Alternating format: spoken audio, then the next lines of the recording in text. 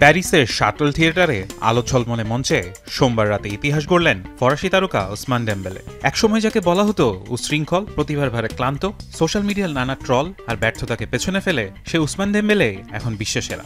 বার্সার তরুণ তুর্কি লামিনে ইয়ামালকে হারিয়ে নতুন মহাকাব্য রচনা করলেন এই পিএসজি তারকা। গেল মৌসুমে রূপকথার মতো সময় পার করেছেন ওসমান। কিলিয়ান এমবাপ্পে পিএসজি ছাড়ার পর একাই ক্লাবকে টেনে নিয়ে গেছেন অনন্য উচ্চতায়। নেতৃত্বের ভার কাঁধে তুলে নিয়ে একে একে দলকে জিতিয়েছেন league one, French cup, super cup আর চরম আকাঙ্ক্ষিত চ্যাম্পিয়ন্স লিগ শিরোপা। পিএসজির চ্যাম্পিয়ন্স লিগ জেতার অন্যতম কারিগর তিনি।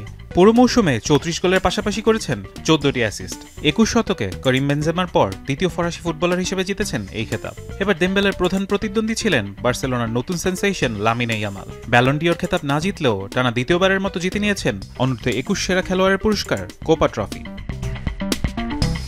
টানা তৃতীয়বারের মতো সেরা নারী ফুটবলার হিসেবে এই খেতাব জিতে নিয়েছেন বার্সেলোনার মিডফিল্ডার আইতানা বোনমাতি। লা লিগা, সুপার কোপা ও কোপা ডেলের পাশাপাশি জিতেছেন চ্যাম্পিয়ন্স লিগ ও ইউরোপিয়ান চ্যাম্পিয়নশিপের সেরা খেলোয়াড়ের পুরস্কার।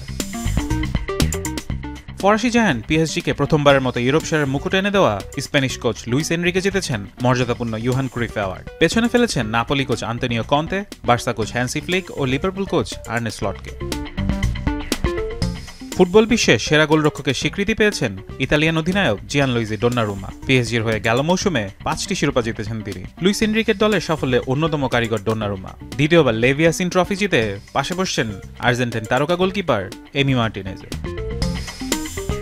ফারহান ইহসান এখন।